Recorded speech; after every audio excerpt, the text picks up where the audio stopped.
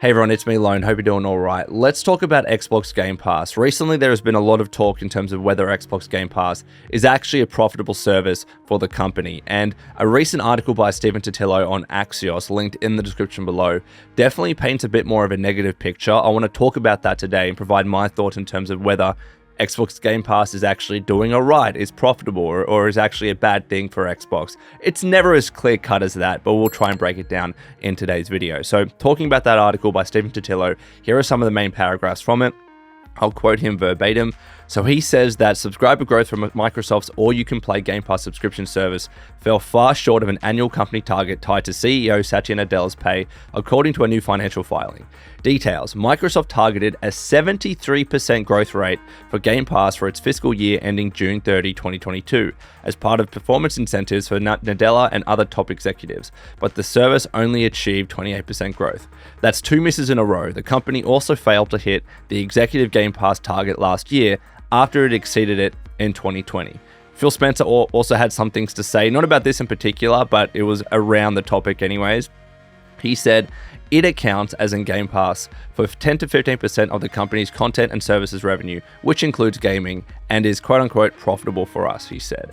In remarks transcribed by The Verge, Spencer said Game Pass growth was incredible on PC, but had slowed down on console, quote, mainly because at some point you've reached everybody on console that wants to subscribe. Game Pass's growth might also be stalled due to a lack of available major releases. In the last 2 years, Microsoft has published few big exclusive games, especially compared to rivals Sony and Nintendo, neither of which bundle new releases into their subscription offerings. So there's a few things I want to talk about here. Number one, let's take a step back and just talk about the corporate world in general. And many of you that have worked or are working corporate jobs, you'll know exactly what I'm talking about. Companies like to often set lofty expectations when it comes to their internal revenue targets. It has been a thing forever, for many years, across many industries, across many companies. That's what they like to do. And it's not because, they're ignorant or because they don't know what they're talking about. These are very smart people crunching these numbers, right? But there are reasons why internal revenue targets and growth targets are often set higher. As an example, to please shareholders. To say to shareholders, this is what we're expecting. Please keep investing your money with us. Huge reason, especially for companies that, of course, are listed publicly. It's a huge factor when it comes to that. Number two, it does spur and push employees to say, here are our targets, because other employees would have bonuses attached to this as well, right? It's not just Satya Nadella and the top executives. My strong assumption is that many employees would also have those internal revenue targets, and if they hit them, they get their bonuses, or they have equity tied with the company, so they benefit from any share price increases thanks to increase in revenue, right? So these targets do spur employees to try and reach them. Are they going to reach them a lot of the times? It depends, but when you have that higher target, the thinking is anyways, employees are getting pushed harder, they're not getting complacent, because if you reach a revenue target, let's say mid-year, or a growth target mid-year or 3 quarters into the year, does that technically kind of slow you down? Do you stop trying as hard as an employee because, well, you've already reached your target, I've already reached my target, what's the point in trying harder? When you have that loftier target that is set a little bit higher than what you thought was actually realistic and reasonable, yes, the argument is there that it's pushing you. So that is definitely a big thing. Also as well, a lot of these targets were set in the environment of COVID, and now they're unrealistic, right? And again, I'm not suggesting that Microsoft doesn't know this. They absolutely do know this. Maybe they overestimated a little bit in terms of how well their company would fare after COVID. But during COVID, everyone was at home. Everyone was at home spending more money on games because there was nothing else to do, spending more money on subscription services because there was nothing else to do, and gaming companies did incredibly well as a result. The problem is when you are doing well, you want to keep doing well. It is very much a double-edged sword when you release, let's say, 50% growth rate in 1 year. Next year, you want to do better than that. Complacency is not a good thing in these companies' eyes. If you achieve 50% in 1 year and then 40% in the next year, that's seen as a negative, even though you've increased by 40%. So I can see why Like, it doesn't surprise me that Microsoft set a 73% growth rate for Game Pass. Is it ridiculously high? Yes. Like, it's like getting close to doubling the number of subscribers for Game Pass. That is, if you look at it from certain perspectives, that is actually crazy. And the fact that they still increased it by 28% is still decent, but it's not in line with the expectations that were set during COVID. Companies and shareholders in particular, they see those numbers, they want more.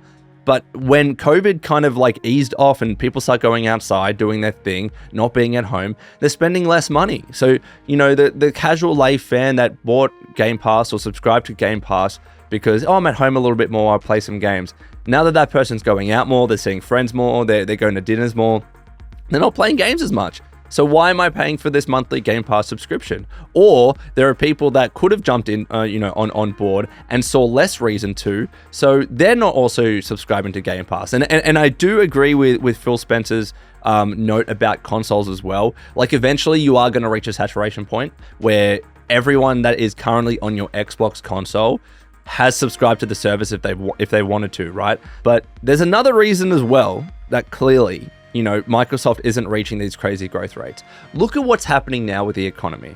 Look at inflation. Inflation is ridiculously high. I think it's the highest that it's been in 20, 30 years. You look at the rises in cost of living. Things are costing so much more. It's thanks to inflation.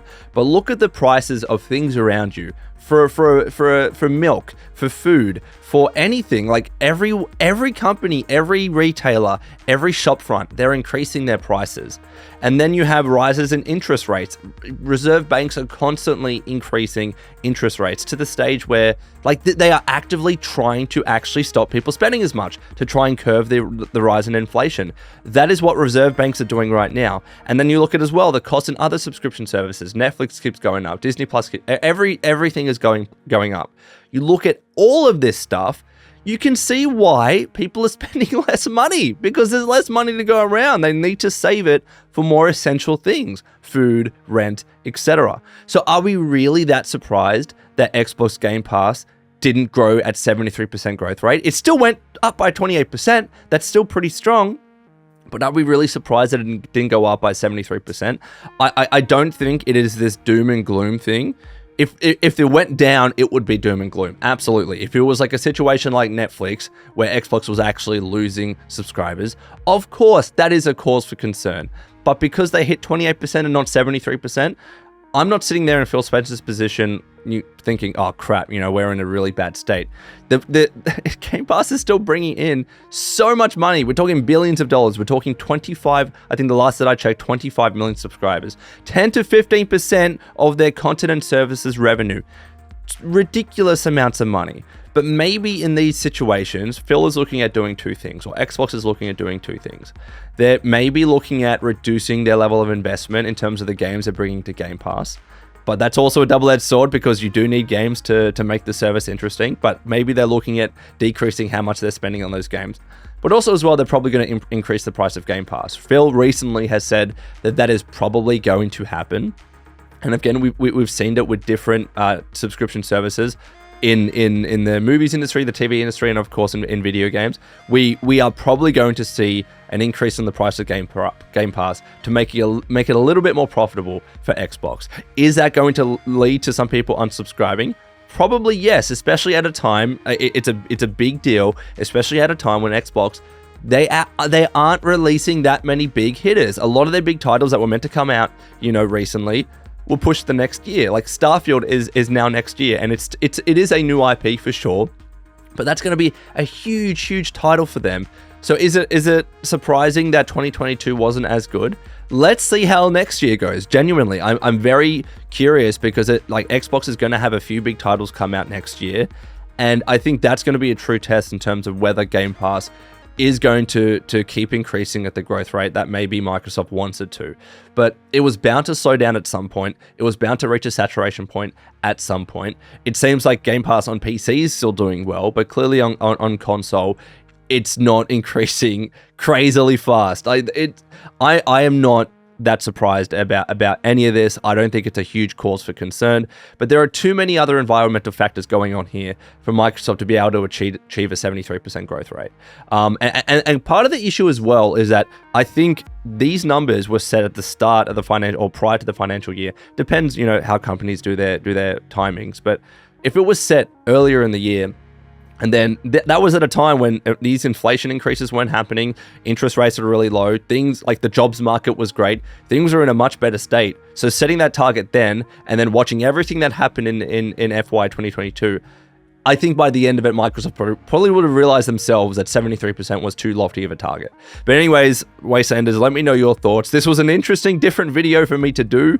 I haven't really talked about Xbox or game industry, stuff in general, but let me know if you want more of these videos on my channel. And until next time, this has been Lone. Please take care of yourselves, and would you kindly keep fighting the good fight.